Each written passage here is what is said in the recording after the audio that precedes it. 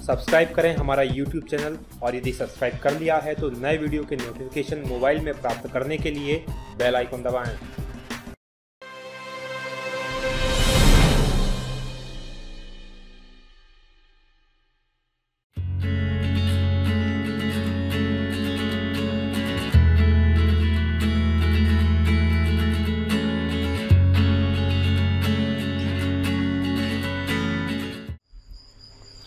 साथियों नमस्कार, बहुत स्वागत है आपका D&K एकेडमी के वीडियोस में। मैं हूं भगवत तांगी, फाउंडर D&K एकेडमी।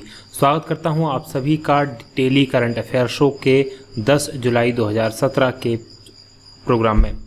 बात करेंगे करंट अफेयर से जुड़े प्रश्नों की और उनकी डिटेल्स के बारे में। तो चलिए शुरू करते हैं बिना किसी देरी के हमारा प्रोग्राम। सबसे पहला प्रश्न है, किन्होंने सुरक्षित बचपन सुरक्षित भारत अभियान की शुरुआत की? ध्यान दीजिएगा, झारखंड के तहत झारखंड की विधानसभा के अंदर ये शुरुआत की गई है और ये जो शुरुआत की है कैलाश सत्यार्थी जी ने की है। अगर कैलाश सत्यार्थी जी की हम बात करें तो कैलाश सत्यार्थी जो है नोबेल प्राइज़ विजेता हैं। सन 2014 में कैलाश सत्यार्थी को और मलाला यूसुफजई को शांति का नोबेल प्राइज़ मिला था। कैलाश सत्यार्थी जी के द्वारा एक आंदोलन चलाया जा रहा है, एक NGO या संगठन जिसे कहा जाए वो चलाया जा रहा है, जो कि इम्पोर्टेंट है, परीक्षाओं में पूछा जा चुका है। तो इसका नाम है बचपन बचाओ आंदोलन।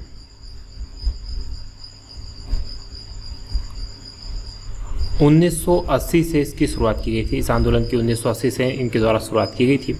वहीं सुरक्षित बचपन सुरक्षित भारत अभियान की बात करें तो इसको शुरुआत की जाएगी इनके द्वारा, जिसमें कन्याकुमारी से लेकर दिल्ली तक की यात्रा की जाएगी और ये यात्रा 15 अगस्त के बाद शुरू होगी और दीपावली से पहले ये यात्रा समाप्त हो जाएगी। और इस यात्रा का नाम है सुरक्षित बचपन सुरक्षित भारत। इसके अंदर क्या होगा, बच्चों पर जो यौनाचार हिंसा होती है उसकी रोकथाम के लिए जागृति लाने के लिए ये सारी की सारी यात्रा इनके द्वारा की जाएगी। साथ में अगर कैलाश सत्यार्थी के बारे में जैसे मैंने आपको बताया कि नोबेल प्राइज़ विनर है, उसके अलावा ये ग्लोबल मार्च अगेंस्ट चाइल्ड लेबर के अध्यक्ष भी हैं, जो कि एक चाइल्ड लेबर जो है चाइल्ड लेबर के खिलाफ वैश्विक आंदोलन है, यानी विश्व स्तर का आंदोलन है, उसके ये अध्यक्ष हैं। वहीं श्री रविशंकर की बात करें तो आर्ट ऑफ लिविंग के प्रमुख हैं और स्मृति ईरानी की बात करें तो ये कपड़ा मंत्रालय की मंत्री हैं। इससे पहले वो मानव संसाधन विकास मंत्रालय की मंत्री थी, मानव संसाधन विकास मंत्री थी। मलाला यूसुफजई की बात करें तो पाकिस्तानी मूल के हैं या पाकिस्तान की नागरिक हैं और इन्हें भी कैलाश सत्यार्थी जी के साथ 2014 में नोबेल प्राइज़ मिल चुका है। चलिए अगले प्रश्न की बात कर लेते हैं। तो अगला प्रश्न है, इफ़को टोक्यो इंश्योरेंस में इफ़को ने अपने कितने प्रतिशत स्टेक का विनिवेश किया? ध्यान दीजिएगा, इफ़को ने अपने ये समझ लीजिए कि 23% जो इस इफ़को टोक्यो इंश्योरेंस में अपने 23% जो स्टेक यानी कि जो उसका शेयर था उसको बेच दिया है, उसको निकाल दिया है। अब वो मात्र 51% के इसमें मालिक रही है। पहले 73% से 51% की मालिक है, पहले इसके पास ज़्यादा शेयर थे। चलिए ये इसके बारे में इम्पॉर्टेंट है, ये पूछा जा सकता है इफ़को, क्योंकि जो फर्टिलाइज़र बनाने वाली सबसे बड़ी कॉर्पोरेटिव संस्था है इफ़को, और इसलिए ये इम्पॉर्टेंट हो जाता है भारत के अंदर। चलिए अगले प्रश्न की बात करें, जलवायु परिवर्तन के लिए खिलाफ लड़ाई में भारत अग्रणी बन रहा है, यह कथन किस वैश्विक संस्था का है? और हाल ही में इस वैश्विक संस्था ने कहा है कि भारत जो है जलवायु परिवर्तन की लड़ाई के अंदर बहुत उभर कर सामने आया है, और ये कहा है वर्ल्ड बैंक है।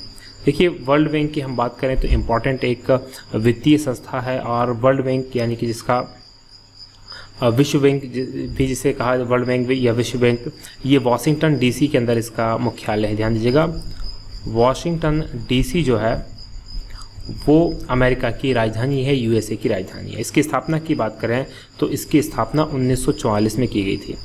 और वर्ल्ड बैंक का जो मुख्य कार्य है वो है लोन देने का काम है। ये आर्थिक जो रूप से जो कमज़ोर या जो देश होते हैं उनको ये लोन देने का काम करती है। वहीं IMF यानी कि इंटरनेशनल मॉनेटरी फंड या अंतर्राष्ट्रीय मुद्रा कोष की बात करें तो इसका मुख्यालय भी वाशिंगटन DC में ही है, जो कि और इसके अलावा इसकी स्थापना भी 1944 में ही की गई थी। दोनों ये इम्पॉर्टेंट संस्थाएं हैं, ये भी आर्थिक रूप से मदद देने का काम करती है, IMF भी, और ये दोनों की दोनों इम्पॉर्टेंट है। पूछा जा सकता है, इनकी मुख्यालय पूछा सकता है और स्थापना पूछी जा सकती है। वहीं वर्ल्ड इकोनॉमिक फोरम की बात करें तो ये एक NGO है, जो कि जिसका मुख्यालय जिनेवा में है, और इसके बारे में भी पूछा जा सका। जिनेवा स्विट्ज़रलैंड के अंदर है। इसकी स्थापना की बात करें तो 1951 में इसकी स्थापना की गई थी। एडीबी के बारे में आपको बता ही चुका हूँ। एडीबी का जो मुख्यालय है फिलीपींस मनीला में है, और ये इम्पॉर्टेंट है। इसके बारे में काफ़ी विस्तार से हम चर्चा कर चुके हैं कि इसमें कितने देश हैं और कितने नहीं हैं। चलिए अगले प्रश्न की हम बात कर लेते हैं। तो जुलाई 2017 के प्रथम सप्ताह में भारत और किस देश के बीच $4.3 बिलियन राशि का व्यापार समझौता हुआ? तो जुलाई 2017 के जो प्रथम सप्ताह था उसमें मोदी जी ने यात्रा की थी इजराइल की, और इजराइल के साथ भारत का ये जो है व्यापार समझौता हुआ है। जर्मनी की बात करें, जर्मनी की राजधानी है बर्लिन। इटली की बात करें, इटली की राजधानी रोम है। इजराइल की जो राजधानी है जेरूसलम है, और अमेरिका की राजधानी की बात करें तो वाशिंगटन डीसी जो है अमेरिका की राजधानी है। अगले प्रश्न की बात करें, 5वां है खाद्य प्रसंस्करण उद्योग मंत्री ने किस राज्य में मक्का आधारित प्रथम मेगा फूड पार्क, ध्यान दीजिएगा प्रथम मेगा फूड पार्क है लेकिन ये मक्का आधारित है, बाकी फूड पार्क और भी हैं लेकिन मक्का आधारित पहला प्रथम जो है मेगा फूड पार्क है, इसकी आधारशिला रखी तो ये रखी पंजाब राज्य में। पंजाब राज्य के कपूरथला की बात करें, कपूरथला जिले के अंदर फगवाड़ा जो जगह है वहाँ पर ये रखी गई है ये आधारशिला, और ये पहला मेगा फूड पार्क यहाँ बनने वाला है। खाद्य प्रसंस्करण उद्योग मंत्री वर्तमान में जो है हरसिमरत कौर बादल, ध्यान दीजिएगा हरसिमरत कौर बादल, ये आप देख सकते हैं इनको यहाँ पर। हरसिमरत कौर बादल जो हैं वो खाद्य प्रसंस्करण और उद्योग मंत्री हैं, और कपूरथला में ये रखा गया है। चलिए सिक्किम की बात करें, सिक्किम की राजधानी जो है गंगटोक है। केरल की राजधानी तिरुवनंतपुरम है, और उड़ीसा की राजधानी की बात करें तो भुवनेश्वर जो है उड़ीसा की राजधानी है। चलिए अगले प्रश्न की बात कर लेते हैं। एशियाई युवा मुक्केबाजी चैंपियनशिप में भारत ने 6 पदक जीते। एशियाई युवा मुक्केबाजी चैंपियनशिप किस देश में आयोजित की जा रही है? तो ध्यान दीजिएगा इसका आयोजन जो किया जा रहा है वो थाईलैंड में किया जा रहा है, और इसमें भारत ने अब तक जो है 6 पदक जीती हैं, जिनमें 1 रजत पदक शामिल है जिसके बारे में बात कर चुके हैं। सचिन सिवाच ने ये रजत पदक जीता था, और 5 जो है कांस्य पदक इसमें शामिल है। और 5 कांस्य पदक जीतने वाले जो खिलाड़ी हैं वो है अंकित कुमार बुरा और नवीन बुरा, हर्षप्रीत सहरवाल, मोहम्मद एताज खान और सचिन। इन लोगों ने 5 कांस्य पदक जीते हैं, और सचिन सिवाच ने 1 रजत पदक जीता है।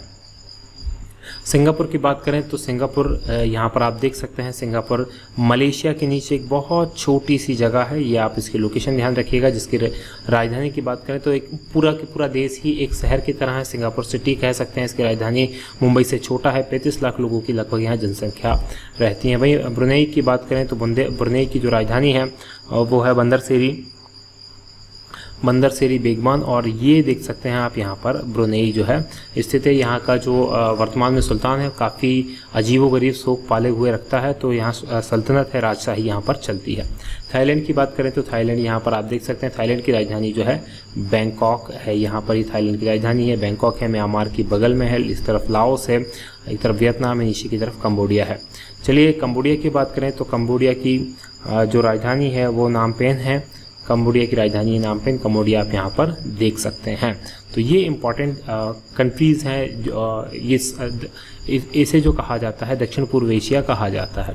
चलिए अगले प्रश्न की बात कर लेते हैं। औद्योगिक नीति और संवर्धन विभाग यानी कि DPIP के तत्वाधान में cell for IPR promotion and management यानी कि CIPAM ने IPR जागरूकता के लिए किस योजना का शुभारंभ किया? तो ध्यान दीजिएगा IPR जागरूकता की पहले बात कर लेते हैं, आखिर IPR जागरूकता क्या होती है। देखिए IPR जागरूकता की हम बात करें तो IPR से तात्पर्य है, हिंदी में इसे कहा जाए तो राष्ट्रीय बौद्धिक संपदा अधिकार। तो राष्ट्रीय बौद्धिक संपदा अधिकार से संबंधित जो जागरूकता के लिए, और किन लोगों में जागरूकता, खासकर छात्र, युवा, लेखक, कलाकार जो होते हैं उनमें जागरूकता के लिए ये योजना चलाई जा रही है, और इस योजना का नाम है creative India innovative India. Creative India innovative India यानी कि जो एक बौद्धिक संपदा अधिकार मतलब होता है कोई व्यक्ति किसी चीज़ का इनोवेशन करता है, किसी चीज़ की खोज करता है, किसी चीज़ का आविष्कार करता है, तो उसके ऊपर उस चीज़ का उस व्यक्ति का बौद्धिक अधिकार होता है, और उसका रजिस्टर किया जा सकता है। ये समझिए जो कॉपीराइट के तहत इसको यूज़ किया जा सकता है। तो इसी तरह से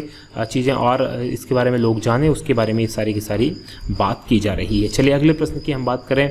8वां ये प्रश्न है, अमेरिका और किस देश में सीरिया में युद्ध विराम को लेकर समझौता हुआ? ध्यान दीजिएगा, सीरिया जो है सीरिया में बेसिकली अभी वॉर चल रही है आईएसआईएस के खिलाफ, और आईएसआईएस के खिलाफ जो है वहाँ पर गृह युद्ध जैसी स्थिति बनी हुई है। तो वहाँ पर दो गुट बने हुए हैं, एक तरफ है रूस के साथ है ईरान, दूसरी तरफ है अमेरिका। देखिए, रूस की हम बात करें, रूस और ईरान की बात करें, तो ये जो सीरिया का जो राष्ट्रपति है बशर अल रसद, ध्यान दीजिएगा, सीरिया के राष्ट्रपति का नाम है बशर अल रसद। तो इनके ये समर्थक हैं, कौन? रूस और ईरान। जबकि अमेरिका जो है, अमेरिका इसके विरोधी गुटों के समर्थक हैं, जो कि बशर अल रसद को हटाकर वहाँ पर अपना कब्जा करना चाहते हैं, यानी कि बशर अल रसद के खिलाफ जो लड़ाई कर रहे हैं उनका साथ दे रहा है अमेरिका। तो ध्यान दीजिएगा, इन दोनों के बीच में अब ये 6 साल से लगभग वहाँ पर युद्ध चल रहा था। तो अमेरिका और रूस के बीच में जो है युद्ध विराम घोषित हुआ है। चलिए अगले प्रश्न की हम बात कर लेते हैं। तो अगला और अंतिम प्रश्न जो है, वित्त मंत्रालय ने 7 जुलाई 2017 को लोगों को जीएसटी के बारे में रेट की जानकारी देने के लिए एक ऐप की शुरुआत की है, और इस ऐप का क्या नाम है? तो ध्यान दीजिएगा, इस ऐप का नाम है जीएसटी रेट्स फाइंडर। और ये जीएसटी रेट्स फाइंडर जो है, इससे आप क्या कर सकते हैं, जीएसटी में किन चीज़ों की कीमत बढ़ी है, किन चीज़ों की कीमत घटी है, किस पे कितना टैक्स लगा है, किस पे कितना टैक्स नहीं लगा, उसके बारे में आप जान सकते हैं। यहाँ पर देख सकते हैं 0%, 5%, 12%, 18%, 28% किस पे ये टैक्स लगा, इसके बारे में आप इससे जानकारी प्राप्त कर सकते हैं। तो ये जो वीडियो है होता है आज हमारा यहीं समाप्त होता है। यदि आपको वीडियो पसंद आए तो आप इसे लाइक ज़रूर करें, साथ ही शेयर करना ना भूलें, और कमेंट करके हमें ये ज़रूर बताएं कि आपको ये हमारा प्रयास कैसा लग रहा है। आपके कमेंट्स हमें मोटिवेट कर सकते हैं, साथ में आपके शिकायत या सुझाव भी आप इसमें कमेंट में लिख कर बता सकते हैं। तो आज की बात करेंगे हम यहीं समाप्त। आप देख रहे थे D&K अकेडमी, जो है नंबर 1 GK चैनल। बहुत बहुत बहुत धन्यवाद। जय हिंद, जय भारत।